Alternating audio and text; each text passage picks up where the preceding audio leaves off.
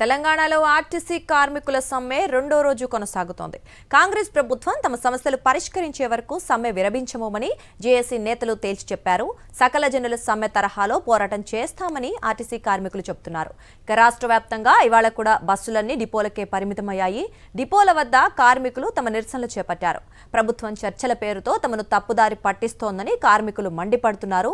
RTC ఉద్యోగులను ప్రభుత్వంలో విలీనం చేయాలని డిమాండ్ చేస్తున్నారు. 30% తగ్గకుండా 2021 వేతన సవరణ అమలు చేయాలని కార్మికులు కోరుతున్నారు.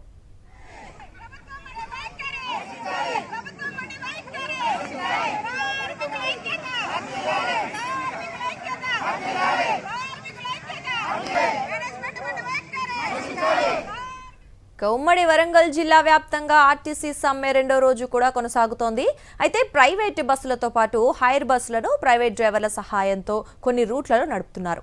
అయితే ఉమ్మడి జిల్లా వ్యాప్తంగా 8 డిపోల పరిధిలోని బస్టాండ్లలో ప్రయాణికులు తీవ్ర ఇబ్బందులు పడుతున్నారు. ఒకవైపు మండు టెండలు, గంటల తరబడి వెయిటింగ్తో ప్రయాణికులు నరక యాతన అనుభవిస్తున్నారు. హనుమకొండలో పరిస్థితి ఇంకా దారుణంగా ఉంది. బస్సు వచ్చిందంటే ప్రయాణికులు ఎగబడుతున్నారు. ఇక దీని గురించి మరింత సమాచారం మా ప్రతినిధి శ్రీధర్ అందిస్తారు.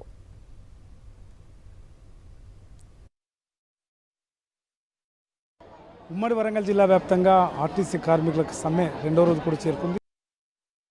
ఈ రోజు కూడా ఆర్టీసీ కార్మికులు సమ్మెలో పాల్గొంటున్నారు. వాళ్ళంతా కూడా డిపోల ఎదుట నిరసన వ్యక్తం చేస్తున్నారు, నిరాహార దీక్ష చేస్తున్నారు. అయితే ప్రయాణికులు మాత్రం చాలా నరకయాతన పడుతున్నారని చెప్పొచ్చు. ఇప్పుడు చూడొచ్చు, మనం హన్మకొండ బస్టాండ్లో ఉన్నాం. నిత్యం దాదాపు వేలాది మంది ప్రయాణికులు చుట్టుపక్కల జిల్లాలకు కూడా వెళ్తుంటారు. ముఖ్యంగా హైదరాబాద్కు ఎక్కువ మొత్తంలో వెళ్తుంటారు. ఏటునారం లాంటి ఏజెన్సీ ప్రాంతంలో వెంకటపూర్, అదేవిధంగా భద్రాచలం వైపు వెళ్తున్నారు. చూడొచ్చు, ఇక్కడ మొత్తం చాలామంది అందరూ కూడా ప్రయాణికులు వెయిట్ చేస్తుంటారు. గంటల తరబడి నిలబాల్సి వస్తుంది. అయితే ఆర్టీసీ కార్మికులు కాకుండా బయట ప్రైవేట్ వ్యక్తి డ్రైవర్లు, అదేవిధంగా హైర్ బస్సులు మాత్రం నడుస్తున్నాయి. కాబట్టి ఒక 5 బస్సులు వచ్చే ప్లేస్లో ఒక్క బస్సు మాత్రమే వస్తుంది. కాబట్టి కిక్కిరిసి మనం పబ్లిక్ ఏదైతే ప్రయాణికులు తీసుకెళ్తున్న పరిస్థితి చూడొచ్చు. మనం ఇప్పుడు ములుగు ఏటనారం వైపు వెళ్ళే ప్రాంతంలో ఉన్నాం. దాదాపు వందలాది మంది ఎవరైతే ప్రయాణికులు ఎదురు చూస్తున్నారు. ప్రయాణికులు ఉదయం నుంచి కూడా ఇదే పరిస్థితి అని చెప్తున్నారు. అయితే ప్రత్యామ్నాయ మార్గం దాదాపు కొన్ని ఎక్కువ మొత్తంలో ప్రైవేట్ బస్సులు, అదేవిధంగా హైర్ బస్సులు నడుపుతున్నప్పటికీ కూడా ఇక్కడ కూడా ప్రయాణికులకు సరిపడా బస్సులు లేకపోవడంతో, అదేవిధంగా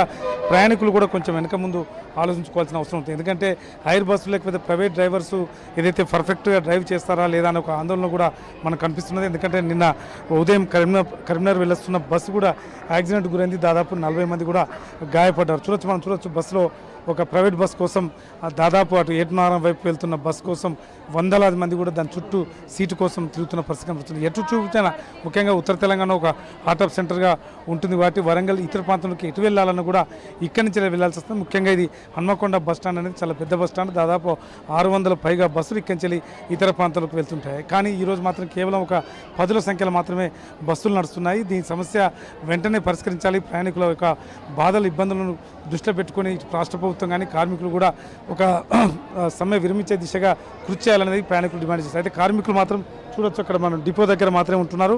మౌనంగా నిరసన మాత్రం వ్యక్తం చేస్తున్నారు. ఎందుకంటే పోలీస్ డిపార్ట్మెంట్ కూడా వాళ్ళకు హెచ్చరికలు జారీ చేసింది. మీరు ఎవరిని కూడా ప్రైవేట్ వ్యక్తులను అడ్డుకోవడం కానీ, ఆర్టీసీ బస్సులను అడ్డుకోవడం కానీ చేయొద్దు అని చెప్పేసి వాళ్ళు చెప్తున్నారు. జనగామ దగ్గర కూడా కొంచెం ఉద్రిక్త వాతావరణం నెలకొంది. అదేవిధంగా భూపాలపల్లి దగ్గర కూడా కొంచెం ఉద్రిక్త వాతావరణం, మహబూబాద్ దగ్గర కూడా ఉదయం మహబూబాద్ జనగామ ప్రాంతంలో అయితే పోలీసులకు దండం పెడుతూ మాకు సహకరించండి, మా కార్మికుల న్యాయమైన కోరికలు తీర్చేంత వరకు కూడా మాకు సహకరించాలని చెప్తున్న పరిస్థితి చూడొచ్చు. మనం ఒక్కొక్క బస్సు వచ్చిందంటే ఆ మేరకు ప్రయాణికులు మీద పడుతున్న పరిస్థితి చూడొచ్చు. మనం బస్టాండ్ వైపు చూపిస్తే పూర్తి స్థాయిలో దాదాపు ఇక్కడ ఒక 20 స్టేజ్ల వరకు ఉన్నాయి. 20 స్టేజ్ల వరకు కూడా దాదాపు ఒక 4-5 వేల మంది కూడా ఎదురు చూస్తున్న పరిస్థితి మనకి ఇక్కడ స్పష్టంగా కనపడుతుంది. ఏది ఏమైనప్పటికీ కూడా సమ్మె తొందర ముగిస్తే తప్ప ప్రయాణికుల కష్టాలు తీరేటట్టు. ఎందుకంటే ప్రైవేట్ వాహనాలు కూడా దాదాపు 100 నుంచి 200 ఎక్కువ ఛార్జ్ చేస్తున్నారు. అదేవిధంగా ప్రైవేటు డ్రైవర్స్ నడుపుతున్న వాహనాల్లో వెళ్ళాలంటే కూడా విద్యార్థులు, అదేవిధంగా కొంతమంది మహిళలు కూడా భయపడుతున్న పరిస్థితి వస్తుంది. సమ్మె మాత్రం ఇప్పుడు కార్మికులు చెప్తున్నది బట్టి సమ్మె రాష్ట్ర ప్రభుత్వం దిగి వస్తే తప్ప సమ్మె లేదని చెప్తున్నారు. ఏది ఏమైనప్పటికీ కూడా రెండవ రోజు చేరుకున్నది. మరి 1-2 డేస్లో మళ్ళీ ఎలాంటి పరిస్థితులు ఉంటాయో చూడాల్సిందే. శ్రీధర్ రెడ్డి, సాక్షి న్యూస్, వరంగల్.